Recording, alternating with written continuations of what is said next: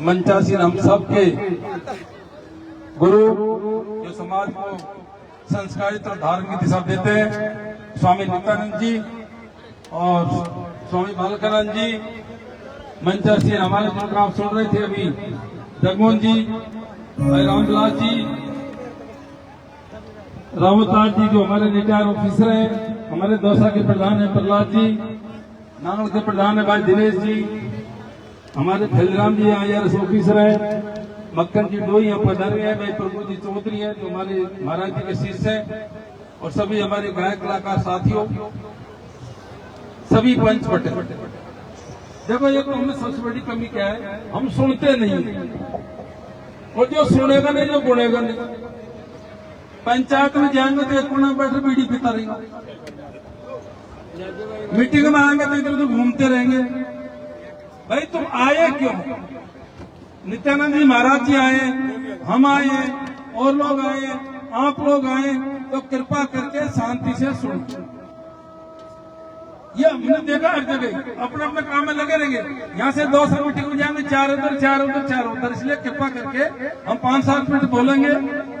देखो साथियों, मेरे को यहाँ 20 साल हो गए, मेरी विचारधारा थोड़ी भिन्न है। मैं यथार्थ में विश्वास रखता हूँ, मैं वास्तविक स्थिति में विश्वास रखता हूँ, मैं प्रोजेक्ट में विश्वास रखता हूँ, और मैं समझता हूँ कि जो समाज, जो व्यक्ति प्रोजेक्ट में वास्तविकता में विचार रखता है वो आगे बढ़ता है। साथियों, इतिहास की बात बहुत से लोग कर रहे थे, मैं इतिहास की ज्यादा बात नहीं करूंगा क्योंकि मैंने इतिहास पढ़ा ही नहीं। मैं तो साइंस का छात्र रहा हूं, क्या रहा हूँ, साइंस का कलाकार बैठे। लेकिन मैंने इतना पढ़ा साथियों, कोई मूर्ति का निर्माण करते हैं, कोई भगवान की मूर्ति का निर्माण करते हैं, कोई महापुरुष की मूर्ति का निर्माण करते हैं, कोई हमारे कुल देवता की मूर्ति का निर्माण करते हैं, कोई हमारे गोत्र के जो राजा की मूर्ति का निर्माण करते हैं। आप ये बताओ, ये राजगढ़ के विधायक बागीलाल जी पधार गए, तालीम आ जाओ तक, आप पीछे पीछे बोल लीजिए। और साथियों आप सुनना मेरी बात को, उस मूर्ति के निर्माण के पीछे खाली मूर्ति का निर्माण करने से आपका उद्धार नहीं हो सकता, इतिहास के पढ़ने से आपका उद्धार नहीं हो सकता। मूर्ति का निर्माण इसलिए करते हैं और जिसकी मूर्ति लगाई है मुझसे प्रेरणा ले। क्या ले? प्रेरणा ले। जितने भी धार्मिक ग्रंथ हैं, हमारे लोग क्या समझते हैं, धार्मिक ग्रंथ पढ़ने से वैकुंठ मिल जाएगी? नहीं मिलती है। उन धार्मिक ग्रंथ के आधार पर आप चलिए तो ही उद्धार होगा। नित्यानंद जी महाराज बैठे हैं यहाँ पर, खाली नित्यानंद जी महाराज के विचार हैं जो इनकी है, आपको दिशा निर्देश दिए जाते हैं। आप उनके ऊपर चलोगे तो आपका उद्धार होगा, नहीं आज और कालो कटे के हाथ जोड़ दो। साथियों आप ये बताओ, इतने लोग बैठे, ये बादा राव की मूर्ति से आपने क्या प्रेरणा ली? कोई बता सकता है? उस टाइम के समय से आपने क्या प्रेरणा ली, बता सकता है? अभी हमारे गायक कलाकार गा रहे थे, नई का नाथ हमारा राज था, आमेर में हमारा राज था, छोगम में हमारा राज था, लवान में हमारा राज था, पता नहीं खाका राज था, और रामनाम के ठहरे थे कि 51 जगह हमारे राज थे, और ये मूर्ति का दान किया। आप ये बताओ, जब इतने तगड़े आप राजा थे, 51 जगह आपका राज था, तो आपका राज गया क्यों? क्यों गया? आप प्रेरणा लो इस मूर्ति से। आपका राज इसलिए गया कि आपका 51 जगह राज था, यदि एक जगह राज होता तो आपका राज जाता नहीं। सही है गलत बात?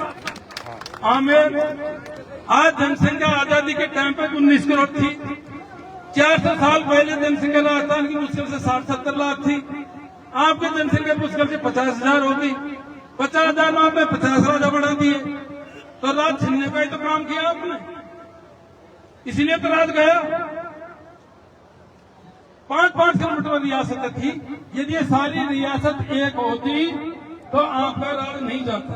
अब ये तो नहीं कि इतिहासकार की बात, लेकिन मैं जहां तक समझता हूँ, सुनो बहुत पहले जाइए आप, 2-2,500 साल पहले की बात कर रहे हो, मैं आपको 6,000 साल पहले की बात बताता हूँ। और ऑथेंटिक बात बताता हूँ। और तो कोई जागा ने लिख दिया, कोई भाट ने लिख दिया, कोई किसने लिख दिया, सच है क्या है क्या नहीं है। जब महाभारत काल में आईएएस ऑफिसर बैठे राम मुखर्जी और भी कई हिस्ट्री के छात्र बैठे, महाभारत काल में भारत के अंदर 16 जनपद हुआ करते थे। 16 जनपद कितने होते थे? उन 16 जनपदों में, और भारत की सीमा बर्मा से लेके लंका से लेके चाइना तक और अफगानिस्तान तक थी। जब 16 जनपद होते थे, एक जनपद उसमें 32 जनपद था जो हमारा था, और वो था दिल्ली से लेके माउंट आबू और चंबल नदी से लेकर के सिंध नदी तक था।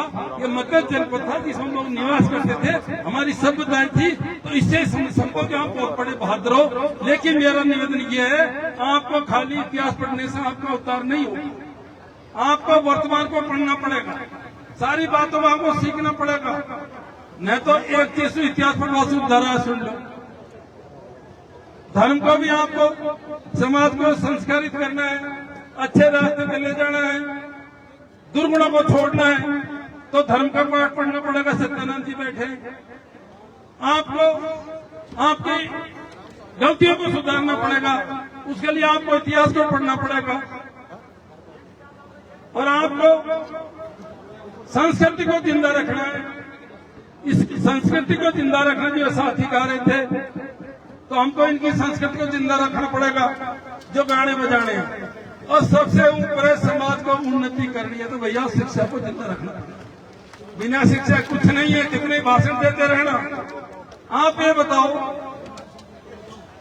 आजादी से पहले क्या आपको जमीनों का अधिकार थे? क्या जागीरदारी प्रथा थी? तुम्हारे कड़े एक कूट भी कोई ना, तुम काय करा दो, वो बता तो दो।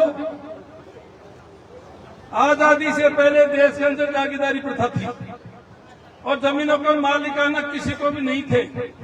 जैसे देश आजाद हो 1947 में सब लोग बैठे हुए हैं।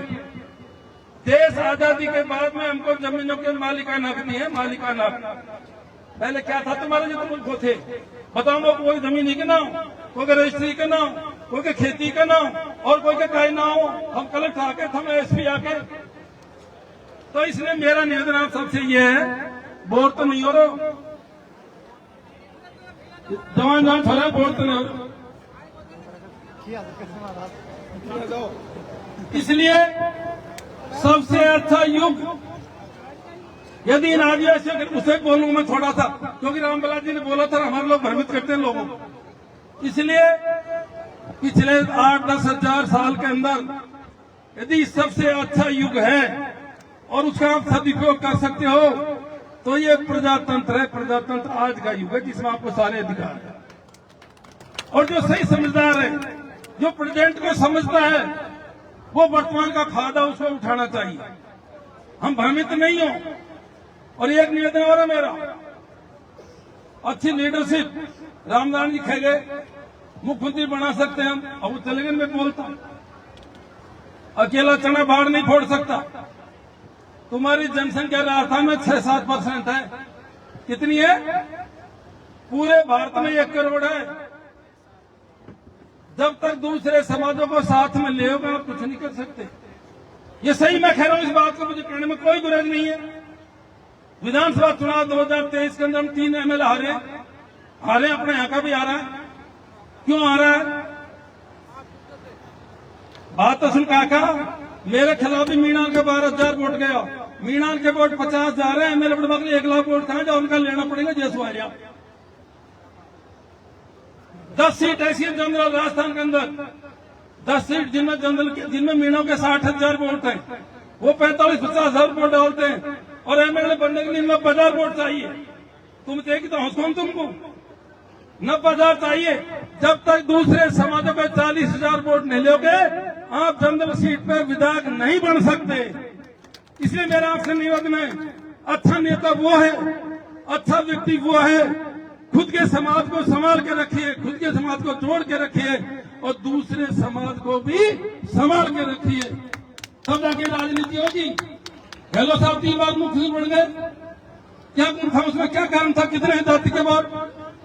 इसलिए मेरा निवेदन इस अवसर पर सब चीजों पर ध्यान देना, सब चीजों पर ध्यान देना। इतिहास पर भी ध्यान दो, उसे शिक्षा ने हमने क्या गलती करी जो ये दिन देखने पड़ रहे हैं।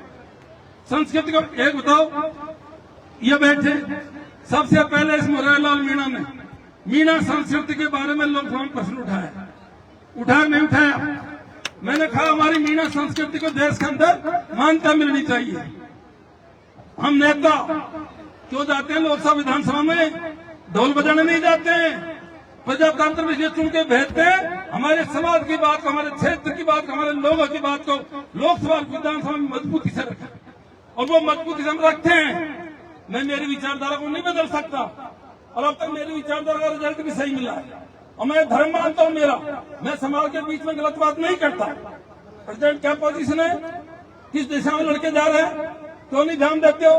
नशे की प्रवृत्ति बढ़ती जा रही है। और सुन लो, 1980 से लेके 2015 35 साल तक मीणों का स्वर्णिम अवसर था। लाखों लाखों लोग नौकरी लगे थे 80 से लेकर 15 तक। अब क्या हालत हो रही है? खाली मुंह ऊंची करवा तो काय भी कोने काम चलो पढ़वा सो नौकरी है। स्थिति आज क्या है?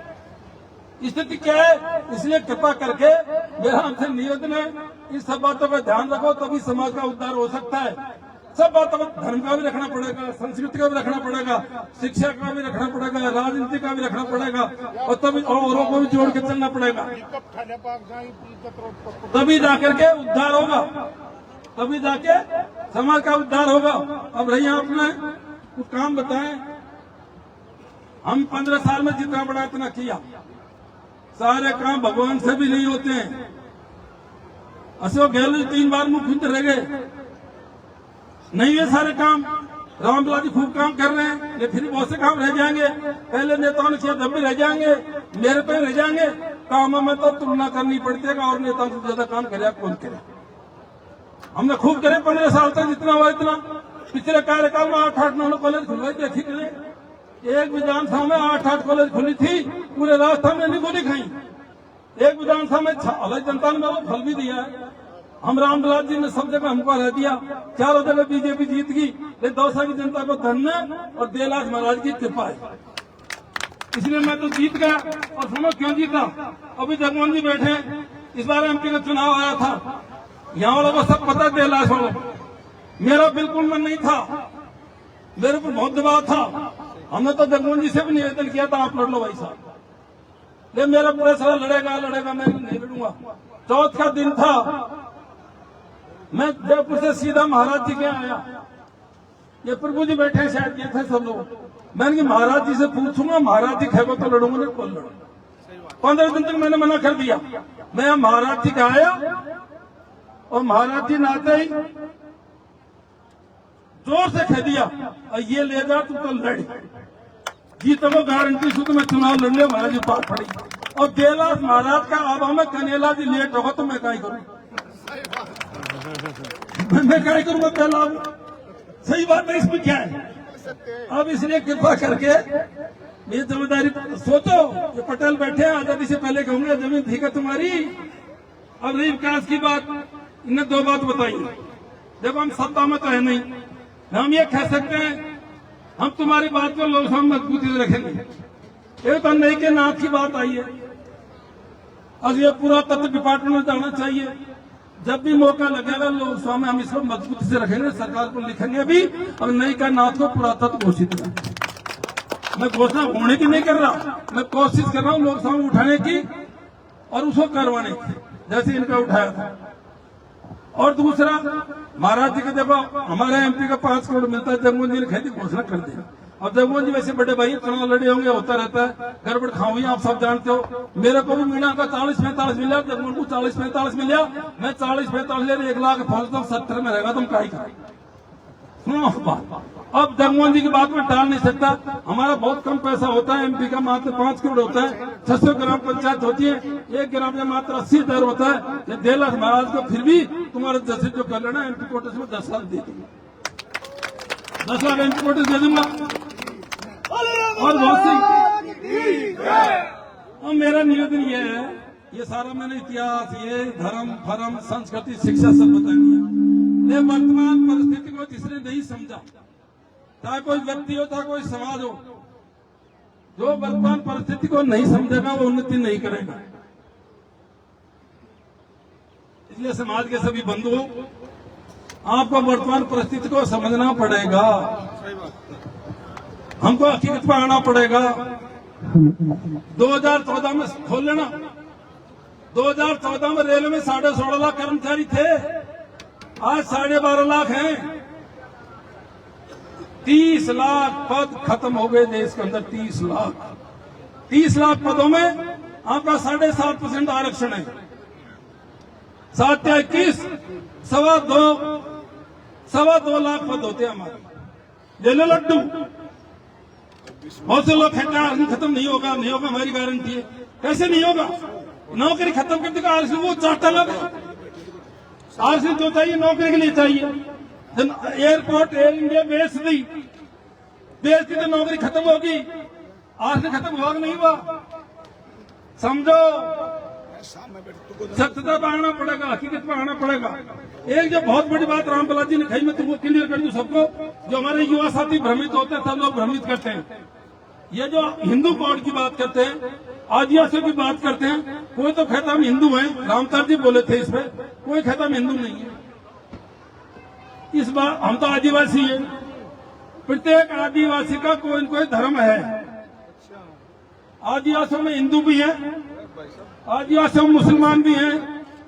सब सुन लो, जवान थोड़ा ज्यादा लिखते रहते हैं कुछ भी। आदिवासियों में हिंदू हैं, आदिवासियों में मुस्लिम है, जम्मू कश्मीर में, हिमाचल प्रदेश में। आदिवासियों में क्रिश्चियन भी हैं। ये जो किरण रिजिजू जाइए, यहूदी है, रामतार यहूदी है। और आदिवासी धर्म की बात कर रहा हूं, आदिवासियों में सब जात है, आदिवासियों में बौद्ध भी हैं। अब ये होता है जो आदिवासियों में सब धर्म के लोग हैं, तो डिस्प्यूट का बात को है। आदिवासी का मतलब है वो निश्चिंत है, स्वतंत्र है, वो अपनी भावना के अनुसार जिस धर्म को मानना चाहे माने, लेकिन वो मूल रूप से आदिवासी है। हमारी जो डिमांड है उसको लोग गलत डिफाइन करते हैं। हमारी डिमांड ये है, धर्म तो कोई मुस्लिम भी है, कोई हिंदू भी है, कोई क्रिश्चियन भी है, कोई सिख भी है, कोई ईसाई भी है, कोई यहूदी भी है, कोई बौद्ध भी है। हमारी डिमांड ये है, अब आदिवासी कोड एक अलग डाल दो जनगणना, उसमें क्या होगा? हिंदू भी लिख देगा आदिवासी, सिख भी लिख देगा आदिवासी, मुस्लिम भी लिख देगा आदिवासी, क्रिश्चियन भी लिख देगा, यहूदी भी लिख देगा। तो जो पढ़े लिखे नए लड़के समझ लो, अब आदिवासी में सभी धर्म के लोग हैं, सभी धर्म के। आदिवासी वो है जो स्टेट की मूल जाति है, जो स्टेट में आदिकाल से रहती है, जिसकी संस्कृति अलग है, जिसका रहन सहन अलग है, जिसका खान पीन अलग है, जिसके गाने बजाना अलग है, जिसके दंगल पतंगल अलग है। अलग कैसे हैं? जैसे इन्होंने गीत गाए थे, अभी गाए थे ना। आप ये बताओ, कोई माई को लाल दूसरी जाति के गीत गा सके? तो गा सके नहीं। तो ये हमारी संस्कृति है, हमारी संस्कृति भिन्न है। तो इसलिए इसमें भी आप कंफ्यूज नहीं होना चाहिए। हम क्या करते हैं, आधे ज्ञान से सब बकवास करते रहते हैं और समाज का और समाजों के साथ माहौल खराब करते हैं। इसलिए भैया, बच्चों को सही रास्ते में लाओ, बच्चों को पढ़ाओ, जो जिसकी इच्छा करो। ये प्रजातंत्र है, ये सबसे अच्छा युग है, जो पढ़ेगा जो आगे बढ़ेगा। रामबाला जी से मैं कह रहा था, रामबाला तो होशियार आदमी है। मैं जब भी कहता बैठे बैठे, आजादी से पहले कोई गुर्जर मीणा जाट फार किसी के पास जमीन नहीं थी, सारी जागीदारी प्रथा थी। आजादी के बाद जो होशियार ज्यादा जमीन ले ली। रामबाला जी के बड़े होशियार थे, उन्होंने ज्यादा ले ली। हमारे बड़े गरीब थे, हम 10-5 बीघा ही ली। लेकिन तुम्हारे पास में कुछ भी नहीं था। ये क्या कहते गाँव में पटान, ये बोल दूं मैं, मीणा ज्यादा खरी पूजी भी खाई, और जात भी खाई, जाट फाट भी, और यहाँ का बड़ा भूखा मरा खाई नहीं।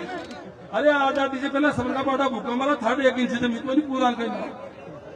ये तो आजाद होने के बाद तुमको अधिकार मिल गए, सही है ना?